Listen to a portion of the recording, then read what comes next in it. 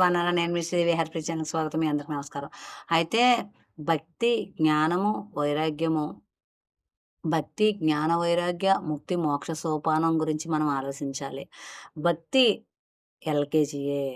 భక్తి ఎల్‌కేజీ. కానీ భక్తిని కూడా మనం కలిగి ఉన్నామా లేదా అని మనల్ని మనమే పరీక్షించుకోవాలి. మన పరివారాన్ని కూడా భక్తి మార్గంలో నడిపిస్తున్నామా లేదా అని మనం చూసుకోవాలి.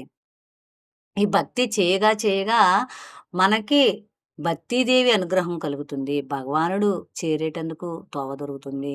ఈ భక్తి చేయడం మానకుండా మనకు భక్తి అర్థమైనా, అర్థం కాకపోయినా కూడా భక్తి చేయడం ఏదైతే ఉందో భగవత్ సాక్షాత్కారానికి దారితీస్తుంది. భగవంతుని యొక్క అనుగ్రహం భక్తిదేవి వల్ల మనకు సాధ్యమవుతుంది. భక్తిదేవి యొక్క కుమారులే జ్ఞాన, వైరాగ్యం.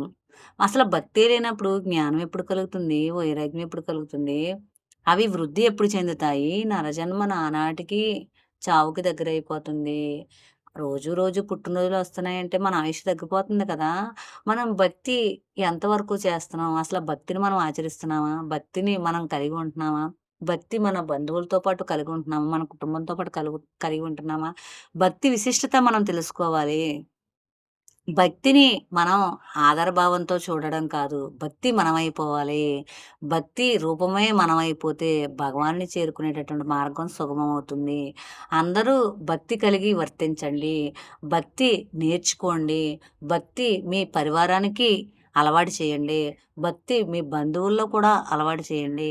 భక్తి బాట ఏదైతే ఉందో భగవంతుడి కృపకు పాత్రత మనకు పాత్రశుద్ధి అవుతుంది. ఈ భక్తి భగవానుడి రూపమే. భగవానుడి యొక్క రూపం ఎవరైనా వద్దని అనుకుంటారా? అనుకోరు కదా! అలాంటి భక్తిని మనం ఆచరిద్దాం. భగవానుడి అనుగ్రహ పాత్రలవుదాం. ఈ భక్తి కాన్సెప్ట్ మీకు నచ్చినట్టయితే హ్యాపీ ఛానల్ లైక్ చేయండి, షేర్ చేయండి. బాయ్.